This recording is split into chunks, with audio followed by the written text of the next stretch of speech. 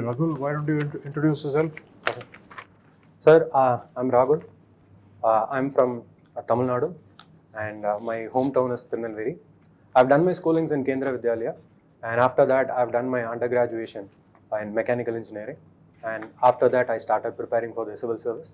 In 2020 I got into the Indian Police Service, and now I've given another attempt to become a part of the Indian Administrative Service.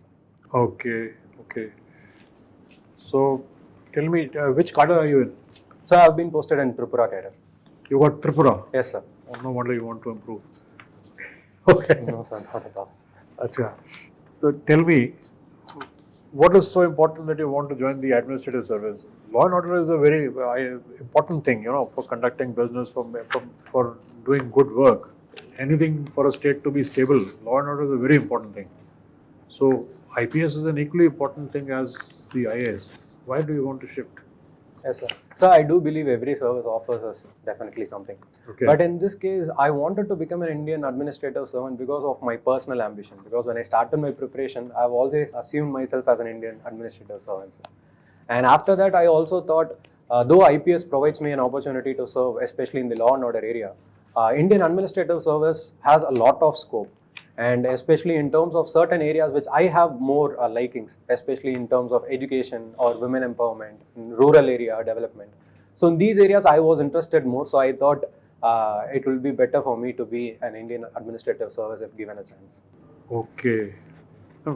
Since you are so interested in the education, and what can you tell me about the new education policy?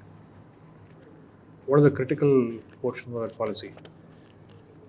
So the new education policy is a reform which was much needed, and especially it tweaks the foundational skills and literary skills and focusing on core areas, vocational education, training program, which has been less focused till now. So in that case, it is a definite step which the government as well as the state has taken, but it also has certain critical areas, especially in terms of the three-language policy which it has, or in terms of introducing foreign universities in India. So these are certain critical areas which has to be looked down, and apart from that, the implementation will also be a huge challenge, sir. Okay. So at school level, they are proposing that you can jump grades to the next grade, a child can go to the next grade without taking an exam. So what is your opinion on that? Should that be allowed? Supposing the kid doesn't know anything, for the whole year he has done nothing. So should he be promoted to the next grade as is there in the new policy? Sir, I believe even now till age 14, we are having that compulsory passing parameters. So even that still they have to take an exam. Yes, sir. Yes, sir. So here I think that will not be the right step, because personally I think the quality of education is very important. And as per the ACER report, it has also stated that though India has achieved the quantity of education, the quality of education is very less. So in that case, we should focus more on providing skills and providing technical education, providing vocational education, and testing them also. We are talking about promotion from one grade to another for a school child. Yes, sir. 5th to 6th, 6th to 7th. Yes, sir. Without an exam, not on the other things. Okay. So even in that case, I think they should be taught properly, practically, instead of just teaching them technical things and core areas. We should focus on practical learning by using various different new methods, so that they easily learn it, and then we can have testing parameters, and then we can test them. What is the testing parameter? Sir, yes, sir, in that case, I also feel that this is very critical, and we have to have a testing parameter. So that testing parameter should not be just like the normal test we take, but it should be done in a more fun way or in a practical way from the grade, and upgrading the grade, then they should have proper exams. The government has actually given something in lieu of a test. They have planned something out in this. Oh, sorry, sir, I'm not You're not I have to read about it. Okay. Now they've got an assessment system also, which is called Prakhar in the education policy. Have you any idea about that? No, sir, I have to read about it, sir. Okay. Then in the education policy, they've also given an option of exiting at any stage if you want. Are you aware of that? Yes, sir. What is the advantage of that? So the first advantage is now only if we complete our whole graduation, whole course, we'll get a certificate. But in the education policy, it has proposed that even if we drop out in the first year or second year, we'll get certificate according to that. So by that, they can get employment according to their qualification. So it is going to do good in a lot of ways, sir. Okay, fantastic. Now tell me, you're in the Tripura cadre of the IPS. Yes, sir. What do you know about the Naxalite movement in India? So the Naxalite movement is mostly prevalent in the Red Corridor area, especially in the eastern side of the country. And it is majorly because of administration not reaching them and the aggression from the people who don't have access to resource or who want political and economic benefits. Where did this problem originate and when? So the problem originated from the Bengal area, and Naxalism was majorly because of the land redistribution, which was not which is perceived that they did not get benefited properly. So from there on, it started, sir. Okay. So do you know what the basic aim of this movement is? So the basic aim of Naxal movement is to get benefits of the government schemes and government benefits, as well as proper redistribution of land and resources, sir. No, they don't want benefits. They're not letting you implement these schemes at all. See, they are not letting the government schemes be implemented in anywhere, in any of their, wherever they are in strength. Their aim is to overthrow the government through violent means. Yes, sir. That is the crux of the whole thing. Anyway, what do you think? The uniform code should be implemented all over India? So I personally think religion and certain areas like religion, marriage are personal, but the constitution has provided certain provisions to implement uniform civil code. And in that case, we are not just looking to unify these the religious codes, sir, but we are trying to tackle the problems which each personal laws has. Especially certain personal laws are discriminating towards the women. So in that case, I think we can bring a uniform civil code, but bringing that, we should take a lot of preventive steps. That is, we should negotiate with a lot of different people, we should get the public opinion, and then we can emulate the model of Goa, which has also implemented uniform civil codes. Have you read about one of your neighbor states' views on the uniform civil code? Sir, I'm unaware of it right now. Mizoram has passed a resolution in their legislative assembly last week. I'm sorry for my ignorance, sir. Okay, I'll have to read about you read about it. Okay. So, have you seen the series on Netflix called Khaki? Amit Lodha? Bihar Carrot? No, Okay, you haven't seen no. it. Okay. Recently, our Prime Minister remarked that, like we have it in the corporate sector, that the client is always right. Similarly, he said the citizen is always right. That's the spirit with which a bureaucrat should serve. Do you think it's possible? How can citizen always be right? Ma'am, there is an equal view, equal side to view on this, because bureaucracy is a part and public is a part, and comparatively public is a huge part, and to change the public it is very difficult. So it is better that we can change the bureaucratic side. So if we assume that the public is right, the bureaucracy can change according to that. So I always have this perception that any initiation should be done from the institute like bureaucracy, ma'am. So I think that can be done. Yeah, but how will you work on the field? Like, you have a situation, a crime situation. How can citizen be right? What did he mean by that? Ma'am, if I'm allowed to take a guess on this, I think we have to make a people-centric approach. So in that case, only if we assume that the public is right, the public hesitation towards approaching bureaucracy will reduce. So I think this would have perhaps been the reason to change this view, ma'am. What's the difference between a bad habit and addiction? Ma'am, bad habit is something which we do, which we know that it is bad, and we can make changes. We can come out of it. But addiction is, I think, an extension of bad habit, which even after knowing that it is bad for us, not just our mind, but even our body is not able to control us from not doing it. So I think this is the difference. Okay. Do you think we have a situation of drug addiction in our youth? Yes, ma'am. Okay. And from a bureaucratic point of view, what's your analysis and solution for it? Ma'am, even when it comes to drug addiction, there are certain areas, there are certain hotspots which are highly prone to drug addiction. And especially if we make an analysis on that, those are areas where development has reached very little. And those are areas where unemployment is also high. So in that case, when we have to bring solutions, we have to attack the root cause instead of just tackling it on the surface area. So we should start from seeing where the drugs are being coming in, and we should also provide employment. We should provide youth the better skills so that they are not dragged into this drug addiction.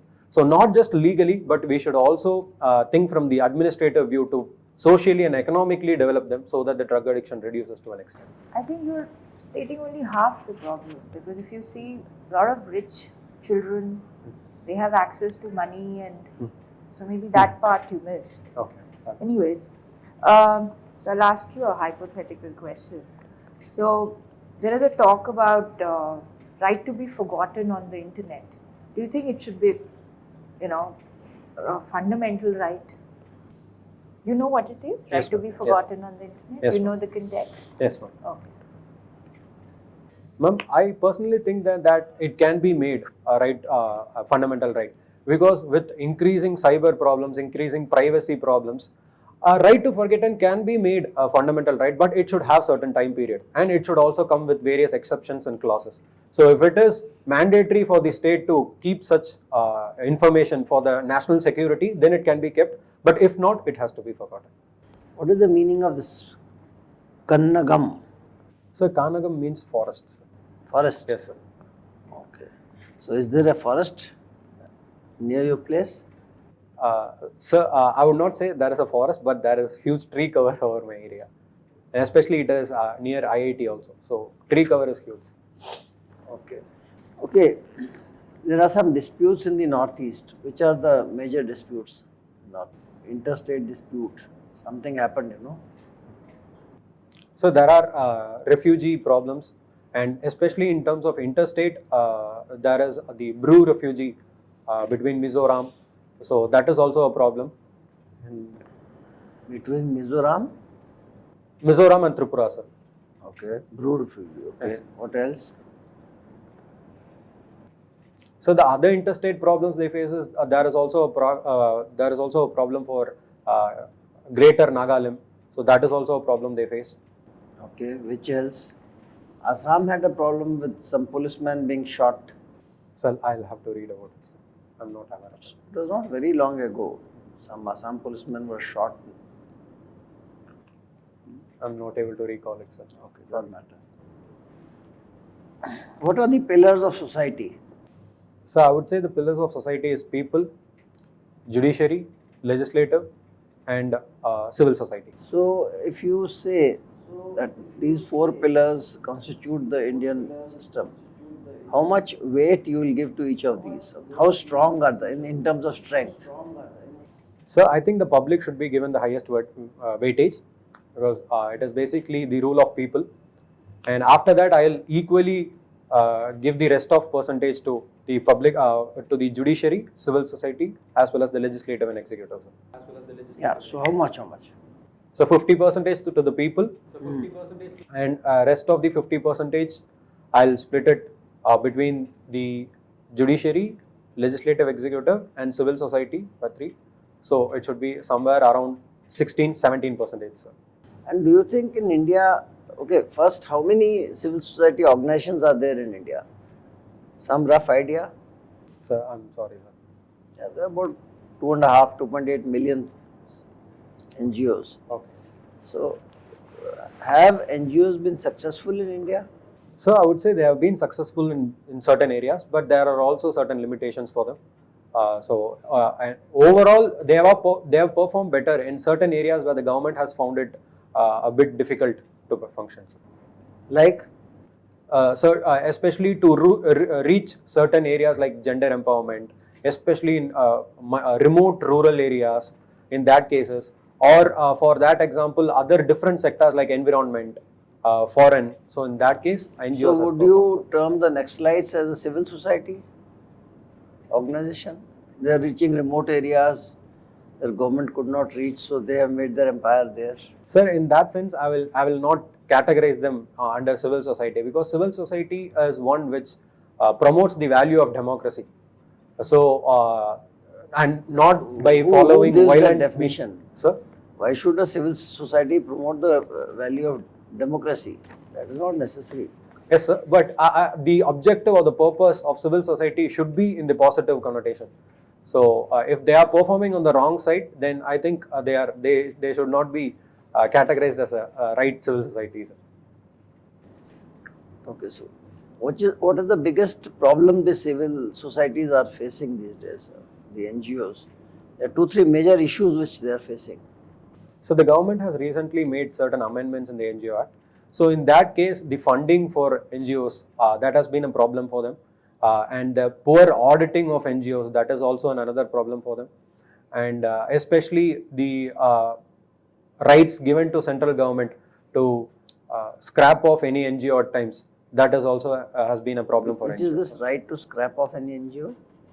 Sir, sir, from what I can recall, the central government has power to take away the license of NGOs if it is involved in certain provisions, sir. What provisions? So that is if they have malicious funding from somewhere else, or if they do not follow the rules and regulations, and the other provisions I'll have to think about it, sir. Under FCRA, getting the funds, there is a problem which they are facing. That is one. What is police commissionerate system? So the Polish commissionerate system is different from the dual system, where the line of command lies with the commissioner of police in police system. So there is no dual role for the DM, district magistrate, as well as the commissioner, but the commissioner gives the unified command systems. Important point of Prakash Singh Badal report. So Prakash Singh case and the Prakash Singh report has brought in different suggestions. The first one, not in particular order, to separate the law and order and investigation power of the police. The second one is to give right to the arrested, that is in terms of they can remain silent, all this. And also it provides certain provisions for the witness, especially by providing witness protection schemes. And so the other one is it has also advised to set up state security commission so that the high politicization of police doesn't happen. And it has also requested to set up a police complaint authority so that the public can reach out to the police and they can also complain about certain provisions in the police. What is symmetric and asymmetric federalism? Sir, in India, symmetric federalism is where all states have equal power, and asymmetric federalism is all states are not represented equally, or all states are power or in terms of the economy which reaches them are different. How United Nations better than League of Nations? So United Nations was an upgradation of League of Nations, where a lot of problems which was persisting in the League of Nations led to the World War II. So United Nations made different amendments, and especially it gave equal right to all the countries apart from the veto countries, and it also made certain changes, and it focused mainly on these World War II, and after that it made other changes to accommodate the future.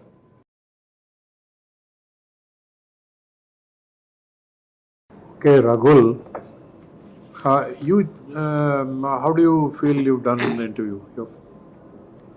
Sir, I feel very mediocre of doing this. Oh, you're pretty good. Don't feel mediocre about anything. This is your, you got into service 2 years ago. Yes, sir. And you haven't joined at all. No, sir, I have for taken 2 years you've been on leave. On leave, sir. Okay. So what's first I joined the 3 months training in Labasna.